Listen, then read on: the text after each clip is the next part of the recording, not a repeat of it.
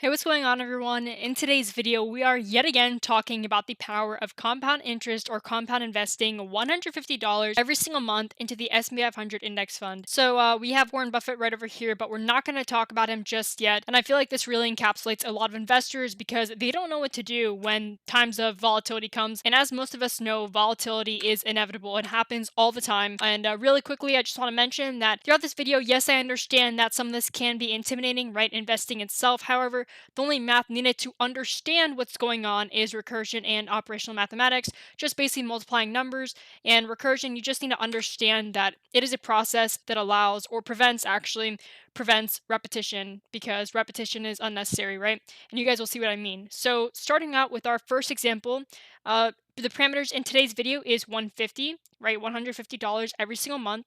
So the reason why we don't start off with 150, we actually start off with zero, is because it is the goal, it is the intention of every single month at the start. We initiate that 150 deposit. We don't have that already, okay? So it's all about initiating. And so then we are going to multiply it. And I also should have mentioned that we are compounding this at a 10% rate per year, okay? So what we're going to do to find the value of this at the end of January is we're going to do 150 times 1.1 to the 1/12th power. And essentially, I should have been more specific, but basically, we deposit this 150 the beginning of January, okay? And then at the end of the month, this is basically what we're trying to calculate, right? Month one, right over here, and this is going to be January. We now have a 151, so 151, and then this results in 196. This actually rounds to 151 and 20 cents. So $151 and 20 cents right there. And then let's see what we get at February. And I'm only doing this is the last month I'm going to do. Again, just so you guys understand the process, because you guys will see as we continue on to more of the slides, you guys may be wondering, well, how do we even get to these numbers in the first place, right?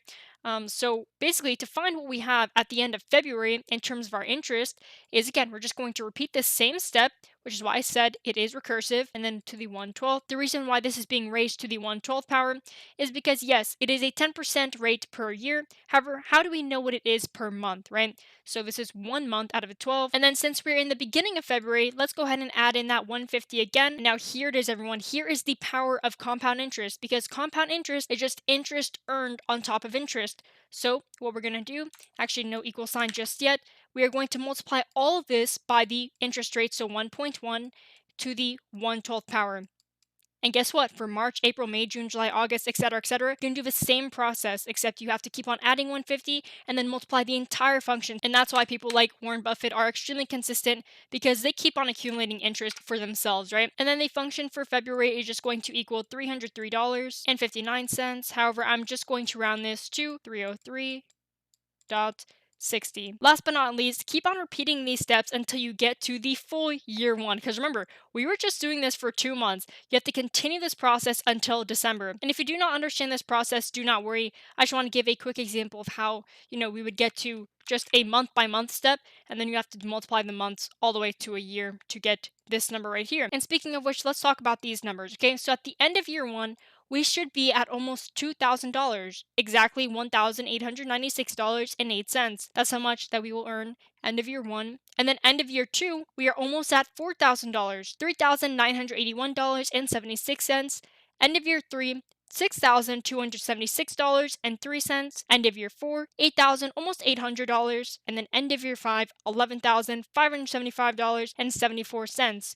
End of year six, everyone, $14,629.38. The end of year seven, we are almost at $20,000. And then when you look at that, end of year eight, we are already officially past the 20K mark. So $21,683.31. End of year 9, 25K, almost 26. So basically a quarter of six figures right over here. And then end of year 10, 30K. End of year 11, $65,136.46. End of year 12, $40,546.18. End of year 13, $46,000, almost $500. End of year 14, $53,000, and then end of year 15, $60,000. And just take a look at these numbers, everyone. We are not even done. We're going all the way until year 30. But if you compare 60K all the way to year one when we first started out, basically almost at 2K. That is a phenomenal difference right there in a matter of from year 1 all the way to, where did I say we're, year 15. So continuing on though, because we're not done, now year 16, or the end of year 16, we are at $68,000, end of year 17, almost 80,000, and then end of year 18, 86,500 basically, and then end of year 19, 97K, very close to officially the six-figure mark, and then end of year 20, $108,597.73, officially six figures. So 20 years. End of year 21, $121,353.59. End of year 22, $135,385.04. End of year 23, $150,819.64. End of year 24, almost $170,000. And end of year 25, $186,473.54. Now, last year, everyone, the last five. So, year 26, the end of year 26, we are now at $207,000. Again, a phenomenal difference than when we first started. Year 27, 200, almost 30,000. End of year 28, $254,472.28. And then end of year 29, 281,000, basically almost at 300,000 mark. And then end of year 30, $311,893.27. And it all started with $150 per month. This is the power of compound interest, because going from basically 2K when we first started, right, 1,896, almost 2,000,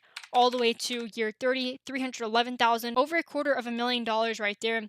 I'm going to go back to the first slide just because, again, this is why Warren Buffett is extremely consistent in the markets. Warren Buffett actually has his own index fund. It's called Berkshire Hathaway. And one of the reasons, even Berkshire Hathaway, right, they just keep on continuously reinvesting their profits into this one index fund.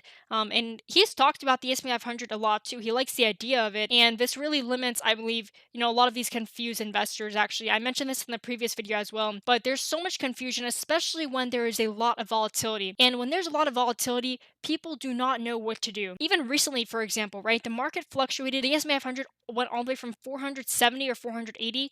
I'm just going to say 480, all the way to 400. I think it was maybe like 15 in a matter of a few weeks. Ever since the start of January until now, the market has basically been fluctuating throughout this range, and no one really knows what to do. However, the investors that won throughout this time zone right over here, ever since basically the start of 2022, has been those that have just been investing. I mean, unless you're a day trader that has been really timing the market very accurately, then they would also fit as well into that category of like the winners throughout 2022 thus far. But honestly, the people that are not spending the most time in the markets by just basically passively investing, I think they're the ones that have been winning very early on into 2022. So I'm just going to leave it at that. But remember, everyone, I am not a financial advisor. These are just my opinions, throughout the entirety of this video. Hopefully this helped you out in some way, whether it's with the math that I end up erasing or just whether with the idea of compound interest. If you still don't understand something, let me know in the comment section below. And with that being said, everyone, thanks again for watching. I'll see you guys in the next video.